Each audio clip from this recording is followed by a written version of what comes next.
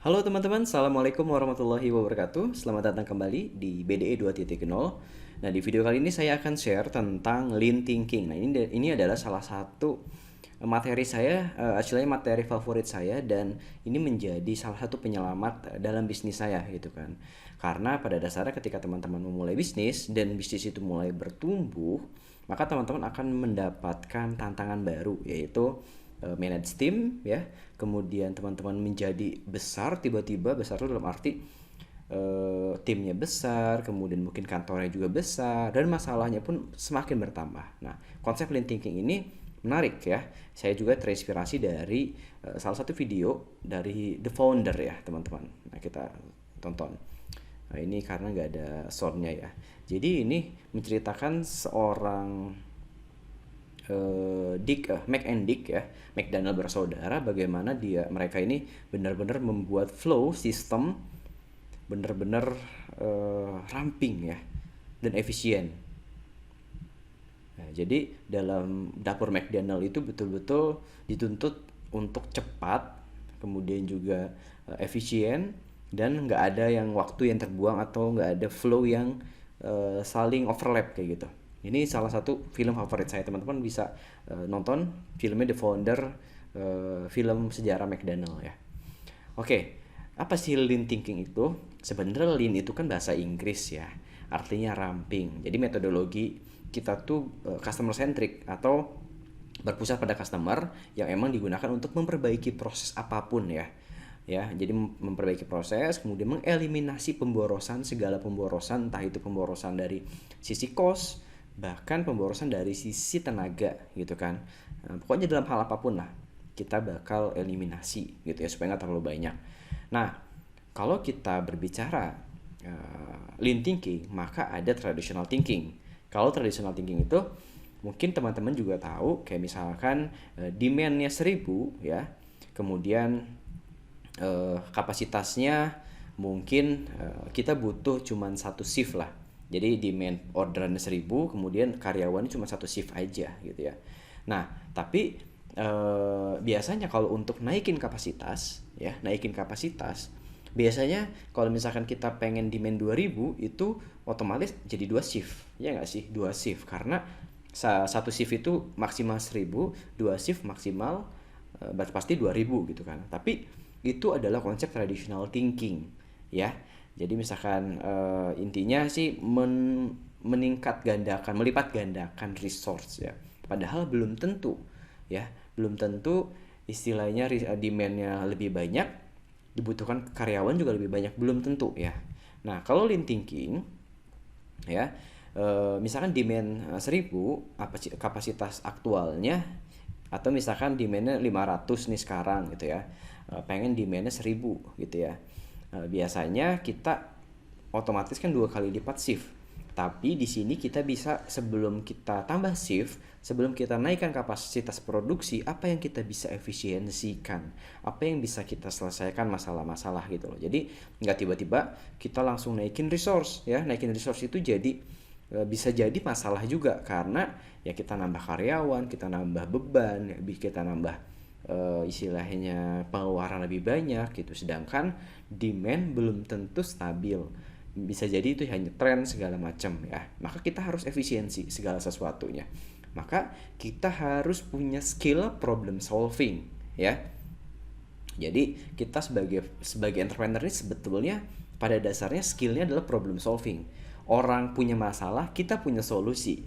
Solusi itu dijual, kemudian kita mendapatkan biaya, mendapatkan benefit gitu ya. Menemukan sebab dan akibat, karena pada dasarnya teman-teman kalau misalkan ada sebuah masalah, teman-teman harus menginvestigasi minimal 4 ini ya. Yang pertama man-nya, manusianya, kemudian mungkin caranya, kemudian alatnya atau materialnya ya, 4M. Jadi misalkan kesalahan alat, kemudian cacat produksi, kekurangan komponen, dan lain-lain. Nah, teman-teman harus cek dulu nih. Itu jangan tiba-tiba teman-teman istilahnya menaikkan kapasitas tapi sebenarnya itu belum penting gitu ya. Atau kalau misalkan ada masalah, teman-teman langsung blaming atau menjudge si karyawan tersebut gitu, belum tentu gitu ya. Nah, yang pertama kita harus tanya dulu nih kalau ada masalah ya. Kalau ada masalah ya tanya dulu nih, atau cari tahu dulu faktor man-nya, faktor people-nya, faktor orangnya gitu ya. Misalnya kebiasaan kerja itu, kebiasaan kerja dia itu baik apa enggak. Kemudian apakah kita sudah mentraining atau belum. Oke, kemudian juga disiplin, baik atau buruk gitu kedisiplinannya. Kemudian juga mungkin kita cek nih dari sisi turnover atau keluar masuk karyawannya itu besar apa kecil gitu ya. Kemudian penempatannya bener apa enggak gitu. Jangan-jangan kita cari sales tapi orangnya introvert gitu ya. Jadi akhirnya dia nggak suka berinteraksi sama orang gitu. Itu juga salah penempatan. Atau produktivitasnya buruk. Produktivitas terburuk itu banyak faktornya ya. Entah itu nanti juga termasuk juga alat ya. Dari orang ini kok ini lambat banget, ternyata setelah investigasi ternyata mesin ya, alatnya ya, mesinnya lambat, kemudian sering mati, perawatannya buruk, komponennya ada yang rusak, sering diservis ya, bahkan kita kekurangan alat bantu gitu ya, misalkan printernya kurang dan lain-lain gitu loh. Jadi ternyata kita bukan kekurangan orang tapi kekurangan printer gitu, bisa jadi ya kan. Kemudian juga ya mungkin metodenya salah ya, tidak ada SOP, kemudian job desk-nya juga nggak ada. Kemudian juga ya KPI-nya juga nggak ada. KPI itu indikator kerja benar ya. Kemudian SOP-nya kurang sempurna juga ya. Kemudian juga manajemen atau C-levelnya manajernya juga nggak bagus gitu ya. Bisa jadi. Nah, kita introspeksi diri karena kita sebagai jenderal ya, kita harus tahu tuh semua masalah-masalahnya, baik dari sisi orangnya, baik dari sisi timnya, sampai ke cara-caranya, bahkan peralatan yang mereka pakai juga kita harus tahu gitu ya. Ini juga bisa bahkan material, misalkan bahan bakunya ada yang cacat, kekurangan komponen, kemudian bahan bakunya langka, ini bisa jadi juga nih menghambat produktivitas kita. Misalkan bahan bakunya langka, akhirnya tim produksinya jadi nggak kerja gitu ya. Produksi langka, tim marketingnya keteteran dan lain-lain ya. Kemudian ya ini ya 4 ini ya teman-teman, man, mesin, metode, dan material. Nah, bagaimana cara menyelesaikan sebuah masalah? Oke, kita saatnya bermain game ya. Contoh ini adalah banyak angka-angka. Ini ibaratnya masalah. Kita punya masalah. Kita sebenarnya tahu lah ya. Pada business owner itu kita punya masalah. Ini, masalah itu, masalah ini, masalah itu, banyak banget ya. Entah dari mulai SDM, produksi mungkin, atau sales, mungkin marketing dan lain-lain ya. Kita sebenarnya tahu. Saya yakin teman-teman tahu masalahnya teman-teman, tapi teman-teman nggak tahu cara menyelesaikannya. Oke, ini yang pernah saya alami nih. Kita ini tahu sebenarnya, ketika kita mungkin nge-hire konsultan, ya kita pun tahu gitu loh. Iya, saya ngerti, saya masalahnya itu, tapi bagaimana konsultan bisa menyelesaikan itu gitu ya. Nah, ini saya belajar waktu itu ya, cara simpel menyelesaikan masalah, yaitu dengan mempartisi atau memisah-misahkan sebuah masalah. Contoh ini acak-acakan ya teman-teman, susah nih kalau misalkan kita hitung berurutan 1, 2, 3 ya, 1, 2, 3, 4 dan lagi 5 ya, susah.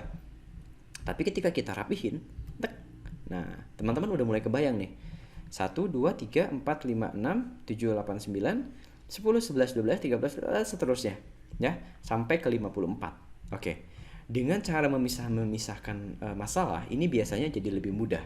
Misalkan kita dari sekian banyak masalah, apa dulu prioritas masalah kita? Oke, ini kita checklist per divisi. CS masalahnya ini, finance masalahnya ini, marketing masalahnya ini. Kita jadi tahu, oke, ini masalahnya kita udah list, kemudian kita kerjakan dari prioritas ya. Ingat, banyak yang penting tapi ada yang lebih penting, itu namanya prioritas ya. Kalau misalkan teman-teman punya masalah banyak, produksi dan lain-lain ya, saya sarankan yang harus diselesaikan masalah itu adalah masalah marketing atau masalah uang itu masuk ya. Karena pada dasarnya kalau misalkan uangnya nggak ada, semuanya ini masalahnya juga nggak akan kelar-kelar. Tapi kalau uangnya udah ada, biasanya masalah mungkin lebih mudah diselesaikan gitu ya. Oke, kebayang ya teman-teman. Kemudian cari sebab bukan akibat ya, karena akibat itu contoh, akibat itu omset turun, itu adalah akibat Kita punya masalah nih, omset kita turun 50%. Itu bukan masalah, tapi akibat, ya. Akibat. Sebabnya apa omset menurun itu? Sebabnya mungkin tim marketingnya nggak bagus, akibatnya omset turun. Produksinya jelek, omset menurun akibatnya. Kemudian bahan bakunya langka, omset menurun kayak gitu ya. Ini adalah akibat. Omset turun adalah akibat. Kerugian akibat barang hilang ini juga akibat. Karena sistem pergudangannya nggak rapi. Ya, turnover karyawan sangat tinggi itu juga akibat. Akibat kita nggak bisa manage tim dengan baik, gitu ya. Kualitas produk menurun juga akibat. Akibat produksinya mungkin juga nggak bagus dan lain-lain. Ini adalah akibat. Sebabnya apa gitu loh. Makanya kita harus mencari sebabnya. Kalau kita punya masalah ini misalkan bocor, maka kita harus nambal di tempat yang benar, ya. Jangan sampai ini bocor kemudian kita tambalnya misalkan bocornya di depan, tambalnya di belakang, nggak nyambung ya kan? Atau bocornya di sini, kita nambalnya di sini, ya. Ini juga nggak bagus gitu loh. Makanya kita harus benar-benar tahu masalah intinya apa, sebab intinya itu apa gitu ya, supaya kita bisa benar-benar tahu gitu loh, dan kita bisa benar-benar merampingkan sebuah organisasi. Karena pada dasarnya nih mungkin teman-teman mengalami nih, ketika teman-teman baru memulai bisnis ya, itu bisa cepet gitu, bukan semangat, kemudian juga timnya masih 1 2 orang 3 orang, kemudian omset benar-benar meningkat yang tadi bulan ini 10 juta, bulan depan 20 juta, 30 juta terus ya. Tapi teman-teman bakal ada titik di mana teman-teman sulit untuk scale. Ya, nanti saya di video terakhir ada istilahnya scale up business vision ya. Jadi kita pasti punya titik tertentu teman-teman. Ya, pasti punya titik tertentu dan kita nggak bisa men-scale. Makanya kadang-kadang di titik tertentu itu kita bukan masalah apa dan bagaimana cara melakukannya. Mungkin kita butuh siapanya, butuh orangnya. Maka kita butuh orang baru, manajer baru, atau mungkin CEO baru, ya, partner baru untuk menyelesaikan sebuah masalah tersebut. Nah, kayak gitu ya, teman-teman. Jadi harus tambal yang benar gitu ya. Maka kalau saya mengadopsi dari Toyota Production System yaitu 5S, set in order, sweep, kemudian standardize dan sustain. Ya, sort itu kita mengatur, membereskan, merapikan. Kayak misalkan tim packing nih, tim packing itu kita ibaratnya ngerapihin barang-barangnya gitu ya. Kita beresin yang nggak penting gitu ya, kemudian pisahin, singkirkan yang nggak perlu, kemudian set in order, susun ya, tempakan, kelompokan. Misalkan dalam tim packing ini, di sini ada tempat lakban, di sini ada tempat plastik dan lain, itu benar-benar harus ditata supaya misalkan teman-teman packing ya tinggal ambil gitu ya. Kemudian di swipe ya, bukan sweep ya, sweep sorry, sweep, membersihkan. Jadi dibersihin tuh jika misalkan ada yang kotor dikit kita bersihin, atau hal-hal yang nggak penting kita bersihin gitu kan. Kemudian kita kalau udah 3 ini udah bagus, kita buat standar, standardize ya, distandarkan atau dijadikan SOP atau dijadikan kebiasaan gitu loh, kebiasaan kerja yang baik. Kemudian sustain, kita pertahankan kedisiplinan itu, kita pertahankan 4S-nya, jaga dan laksanakan. Kemudian kita buat peraturan ya. Ini diadopsi dari 5S. Dan kemudian ini adalah hal-hal yang membuat sebuah proses itu merupakan sebuah pemborosan. Kita biasa bilang ini 7 ways. 7 ways itu 7 sampah atau 7 pemborosan lah. Nah, ini teman-teman harus jaga nih dalam proses lean thinking ini. Mindset kita ya, lean thinking ini pokoknya seramping mungkin. Kita nggak bisa nambah resource tiba-tiba ya, karena permintaan demand-nya meningkat. Kita harus benar-benar ukur demand-nya berapa, kita butuh resource berapa. Kalau kita nggak butuh resource, kita cari solusi supaya kita nggak nambah resource kayak gitu loh. Nah, salah satunya adalah yang tadi 5S, kemudian selanjutnya adalah 7 ways. 7 ways itu kita harus istilahnya buang segala bentuk pemborosan dari sisi transport atau perpindahan proses. Misalkan ini gudangnya di mana, packingnya di mana, itu juga merupakan sebuah pemborosan gitu ya. Kemudian inventory-nya jangan sampai overstock ya, stok yang tidak punya nilai tambah itu teman-teman harus segera keluarkan ya. Kalau biasa ini saya gitu ya, barang-barang yang dead stock itu jangan disimpan di belakang ya.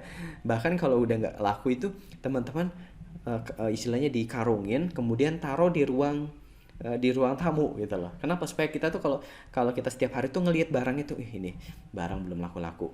Besoknya kita lihat lagi barang belum belum laku kayak gitu loh, teman. Jadi kita keinget terus gitu. Jangan taruh di belakang ya, taruh di tempat yang kita mudah dilihat gitu ya. Kemudian ya tujuan utama dari proses ini adalah selanjutnya dari transport, inventory ya. Kemudian movement, pergerakan yang mubazir. Kita misalkan kita packing di sini, kemudian kita ambil lakbannya di sana gitu. Itu jangan. Kita harus benar-benar ramping, diatur sedemikian rupa supaya movementnya nggak terlalu banyak gitu ya. Waiting, proses menunggu siklus kerja selesai ini juga teman-teman harus jangan sampai ada yang menunggu. Misalkan kalau misalkan teman-teman di fashion itu jahit, misalkan kita udah selesai jahit tangannya, terus kemudian kita nunggu jahit badannya gitu ya. Itu kan nunggu tuh walaupun beberapa menit, itu nggak baik juga gitu ya. Maka kita harus yang waiting kayak gini jangan sampai terjadi gitu ya. Kemudian overproduction, jangan terlalu cepat atau lebih banyak dari yang dibutuhkan. Sebisa mungkin malah stok itu harus harus nggak overstock gitu loh. Harus benar-benar permintaan 1.000 ya, ya kita harus sediakan suplainya 1.000. Kalaupun mau ada lebih itu namanya buffer stock ya, atau stok cadangan gitu ya. Kemudian over processing, memproses melebihi standar yang diperlukan customer. Misalkan kita bikin jaket ya bener-bener resletingnya banyak tapi itu nggak guna gitu loh. Kalau misalkan kita bikin untuk variasi it's okay, tapi kalau benar-benar nggak berguna itu juga nggak perlu, karena itu over processing, membuat proses jadi lama dan produksi juga lebih lama lagi, lebih rumit gitu ya. Kemudian defect, cacat produksi, ini juga teman-teman harus hindarin ya. Di video sebelumnya kan kita belajar istilahnya quality control dan proses control. Maka proses kontrol yang harus dijaga supaya kita nggak punya barang-barang banyak cacat ya, kayak gitu ya teman-teman. Oke, tujuan utama dari menjalani proses ini adalah untuk mencapai cara kerja yang lebih sederhana, lebih cepat, lebih murah, baik dan lebih aman. Ya, lebih semuanya. Jadi kerja kita tuh lebih simpel, kemudian lebih cepat. Ya, bayangin tadi yang di video McDonald itu benar-benar setiap prosesnya itu terjaga ya teman-teman. Makanya McDonald adalah salah satu perusahaan fast food, pelopor fast food lah gitu teman-teman. Oke, sekian materi lean thinking dari saya, semoga bermanfaat. Sampai ketemu di video berikutnya. Assalamualaikum warahmatullahi wabarakatuh.